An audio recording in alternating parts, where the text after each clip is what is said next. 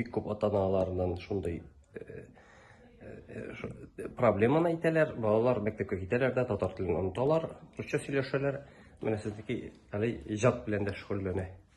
Ул мәктәпкә киткәндә түгел инде, мин аның теге үз тәҗрибәмнән, фикерләү белән чыгып, аның барыбер балалар бакчаларында теле алышына балаларның. Алар бит инде гаиләдә 3 яшькә тиклем татарча тәрбияләнә дә, менә минем үземнең малайлар тәҗрибәсеннән чыгып шулай. Аннары балалар бакчасында ул татар телле баладан рус телле ясап мәктәпкә чыгарып җибәрәләр. Мәктәпкә кергәндә инде ул рус телле бала булып, продукт булып барып керә бит инде. Шуңа күрә теге бусы минем фикер барыбер балалар бакчаларында татар телен саклауга күбрәк игътибарны юнәлтергә кирәктер дигән фикердә торам мин. Ләкин минем менә ул тәрбиячедән бик күп тора. Улы улымның тәрбиячесе, ул инде бик принципиаль рәвештә татар телендә татарча сөйләштерде балаларны. Ул татар телле булып үсте бердән шуңа, икенчедән аның белән бергә татарча сөйләшә торган тагын бер малай бар иде.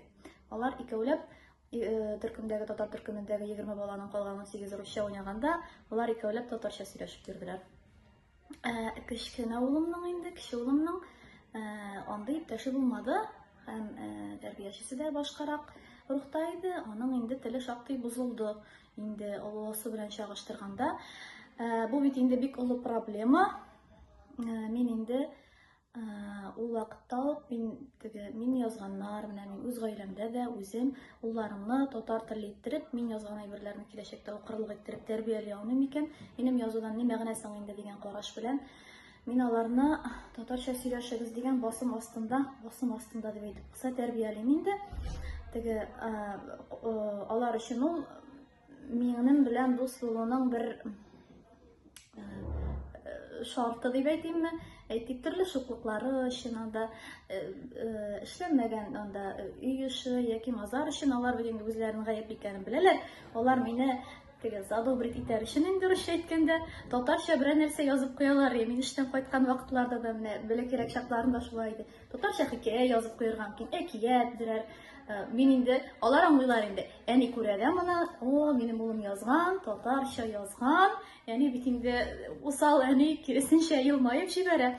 Алар ул әйберне төшенгән иде һәм ул шактый нәтиҗәле эшли торган усал булып чыкты алым. Татарча сөйләш дигән сүз безнең өйдә иң еш яңгырый торган сүздер инде ул. Ул моны читтер горланып әйтә торган әйбер түгел. Ул күп гаиләләрдә шулай мин беләм. Бу чынлап проблема. Ләкин инде ул проблеманы һәр кеше хәл итәр өчен нәрсәдә булса эшләргә тиеш. Мин аларга шул ук менә китаплар укытырга тырышам. Көн саен китап укыса күпмедер вакыт. Ул китапны укыганнан соң минем кырга килеп нәрсәдер без эшләгән арада сөйләшеп алабыз инде. Элементар сораулар биреп, нәрсә эшләгән, нәрсә эшләмәгән, ул югыяннан нәрсә эшләгән, ничек булыр иде, тегесе монысы. Аннары менә шушы көмеш кыңгырауның WhatsApp-тагы төркемендә менә хәзер аларга менә шу соңгы елларда бик булыша. Чөнки алар анда татарча авыл җирлекләреннән булган балалар, алар инде саф татарча язышанда, алардан күреп ниндидер грамматик хаталарын, хәреф хаталарын күреп үзләренекен төзәтәләр, аларча язырга омтылалар. WhatsApp-та менә шул язышу, татарча язышу төркемдә аларга бик булыша дип әйтәсем килә. Һәм тагын бер кызыклы әйбер бар. Менә улымның соңгы арада сизәм, ул Адымнар гимназиясендә укый, Адымнар Чаллыда. Анда татарча сөйләшүе менә ничек дип әйтим, рәхәт аңа, кызык. Чөнки ул теге ни кызганыч сирәк татарча сөйләшүчеләрнең берсе инде.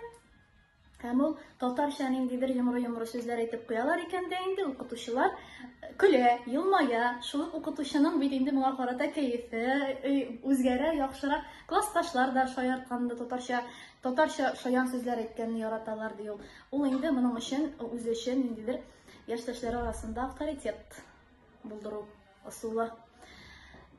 Булай иҗат дип мин аларга менә иҗат итегез, языгыз дип мәҗбүри әйтеп тормыйм. Миңа аларның мөһим татарча сөйләшү, татарча аңлап сөйләшү, дөрес сөйләшү, чиста сөйләшү һәм татарча аралашулары.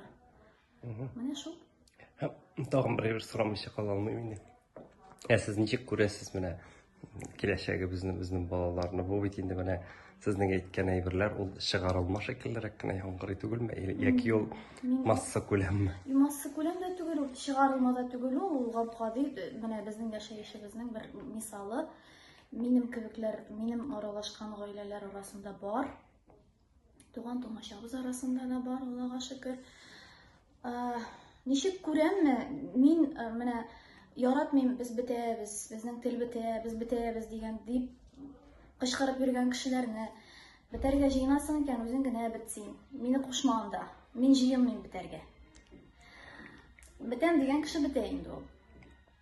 Чөнки һәркем үзе сайлый һәм һәркемнең миңа калса мөмкинлеге бар баласын татар телле итеп үстерергә.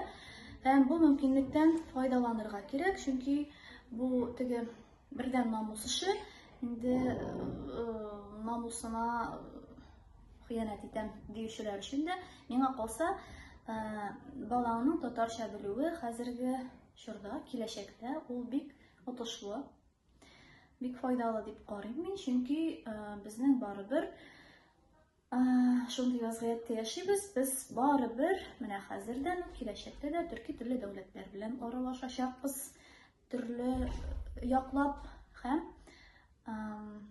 шул татарга тылмаш кирәкми дигән мәкаль ул хәзердән үк актуаль, ул киләчәктә актуальрәк тә булачак дип исәплим мин. Шуңа күрә анализлаган, аңы булган кеше инде баласын татар телле итеп үстерүдән андый мөмкинлектән мәхрүм итмәскә тиеш дип саныйм.